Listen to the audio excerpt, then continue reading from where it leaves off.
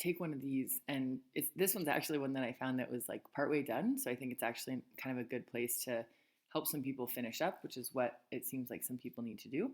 Um, and it's actually really great. So this person put their prevalence of anemia data, BMI, and women data into the same sheet. And just a couple things that I was seeing that some people might need to do that might help them. If you ever need to delete some columns, you can just kind of select them up in the header. So some people had a bunch of data, and you can just right click and you can say delete those columns, right, if you don't want that data. But actually, this person kind of already did that. So they have 1999 to 2007. And then one thing that some people are finding that's helpful is, so actually this is a nice thing too. If you pull this over, you can always see, you can scroll and you can always see the country next to the average. And then if you pull this one down, you can see them, but you can also sort the columns. So you might want to see, what are the countries that have the lowest BMI? So you can always sort. So this will go from the lowest to the highest. This, at the step that you're analyzing data, might be helpful to kind of see like, oh yeah, these are the countries that have the low BMIs, right? You might notice something similar about those to like add to your analysis. The other thing that you can do, and again, these are sort of, this was not something that you had to do for this assignment, but you can, this conditional formatting is really nice.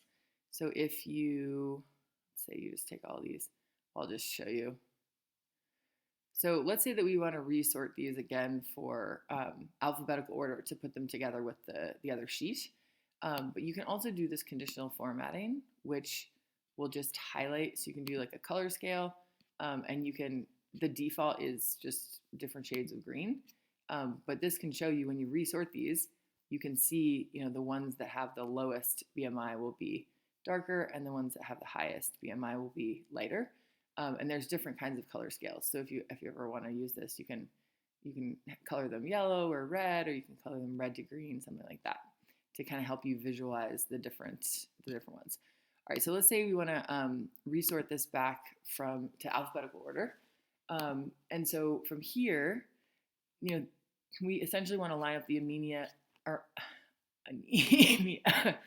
and the BMI data. So then this person, what they did is they used an average, which just to show some people, I think most people by now know how to do this, but whenever you want an equation, type equals average, but you can always just click on it, and then you can either click or type in the numbers that you want the average for. And then the easy way to apply that to all of these is to click on that little blue box and drag that down, and it will do the same average for all of your rows.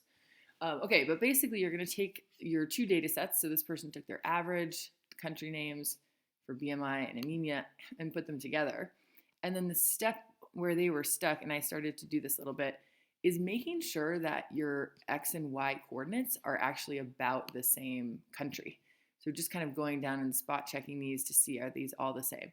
So I think I got down to, where was that? Greenland, I think. So where is it? Okay. So notice that, Guatemala has data for both, but they're not matched up because Greenland only has data for this one. So what most people have been doing is just deleting the cells, shifting these up, and now you can see that Guatemala is good, Guyana, right? So you say, okay, yeah, Hong Kong only have data for BMI, delete cells, shift up. So then I'm probably not going to do all of these, but that doesn't actually take that long, right? Most of them are matched up, and then just once in a while, there'll be one that's not matched up. So let's see here, do one more. All right, we actually look pretty good down until, all right, so let's stop at Latvia. So yeah, I'm just gonna stop here. I'm gonna just maybe insert a little space so that I can see that. So for the graph, basically you can just select your values. It doesn't necessarily matter which one you put on the X and Y axis, but for this step, it might help to think, if you think there's a variable that might cause the other variable, right? So you might think that anemia, well, yeah, I don't know that one of these is necessarily going to cause the other, but whatever way kind of makes sense to you, you can select your X and your Y. And this, what I'm doing is I'm holding down my it's command on my computer, but some people might have control, where you can select both of those values at once. And then some people just put them right next to each other, or maybe they eliminated the names and just had the two. Once they made sure that all the countries matched up, they might just have the two numbers right next to each other, and then you can just select that box that has them. There's a couple different places where you can insert the chart. You can do it here, or it also shows up on this menu. It's that one, insert chart, which usually comes up here if you have more. Okay, so you probably want to check, right? So right now, my anemia is on the x-axis, and this D, that's the BMI, is on the y-axis. And notice that for BMI, you're not really going to have countries with a BMI, and that's actually, oh no, that's just a selection in the computer. But so I'm going to actually change my axis, and I saw that some people did this. So if you go to the vertical axis, I'm going to change the minimum value to 19 because I don't really have anything below that. And 35 probably works for, actually, I wonder if I have nothing below 20. So let's do 20. Yeah, at that point still on there. And then I can keep this at 35. So now I can really see where my data points are. And it's interesting, you could think, what appears to be the correlation there. I think that looks like a pretty strong no correlation. But let's look. The other thing you can do over here in the customize is put your axis titles. So mine picked out that prevalence of anemia was on the x-axis and put it in there. That's actually kind of cool.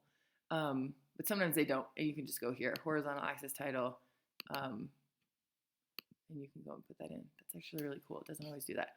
Okay, so then the last step, right? So if this is the thing that people are going to paste into the presentation, and then the last part is calculating the correlation coefficient, right? And so this is just this person has a spot here.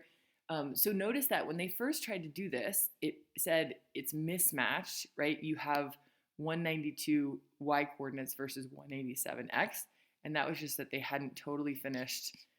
So they had more y coordinates, and you can see that if they had done this correlation, these values would not have been matched up. So really, really important that point, that x and y values are actually from the same, in this case, country, but whatever your data points represent, that they're from the same place. Okay, so, the other thing, for some people that might have a correlation and a trend, you might want to put in a trend line. So I only have this one data series, and I'd say put in a trend line, and you might want to show the equation, right? And we'll talk a little bit about what might be the significance of this equation, but for no correlation, it's basically a flat line. And then some people were asking about R squared. Again, remember that R squared is about how the trend line fits your data. And so if I use a different kind of trend line, so notice 0.005, it's just saying this trend line, like the data points are actually quite far away from that trend line, right? Because there's no correlation. There's a bunch of high BMIs for all types of anemia, and there's a bunch of low BMI for all types of anemia. So let me just see. Yeah, I don't think anything's going to get, but that's saying, yeah, this is probably going to look better for a different kind of a curve. But somebody I saw in the other class had one where actually a different type of trend line was a better fit for their data, and they could see that through the R squared value. But again, remember, correlation coefficient is R, and R squared is this coefficient of determination, which is about how well a trend line fits your data. Okay, so calculating the correlation coefficient. Again, a formula, and actually this person has the formula in here, but I'm just going to type, right, CORREL, and now you're going to select, I think it also says, like, you should select Y first or X first. It honestly doesn't matter. You're going to get the same number either way. And I'm just going to go down only to this point, Lavia, and then comma. You can either select these or you can type them in. So I'm going to do D3 to D107. And then here's my R value, -0.07. And again, that is super, super close to zero. So I'm thinking there's no correlation here. But then here's where, for your hypothesis testing, and I don't know if I have this slide. Let me see, I probably do here. You're going to want to say that's your R value, your correlation coefficient. I don't remember how many data points I selected, but it wasn't all of them. It's probably something around 50. So I'm looking at these numbers, 0.273 and 0.354, as if my value is greater than that, my absolute value of my R, if it's greater than that, I can conclude that I have a significant correlation. But in my case, it's super low, negative 0.0 something. So I'm going to conclude that there's no correlation, and that would be to accept this null hypothesis. There isn't a correlation between those variables. Okay, hope that helped, but obviously get in touch if it didn't.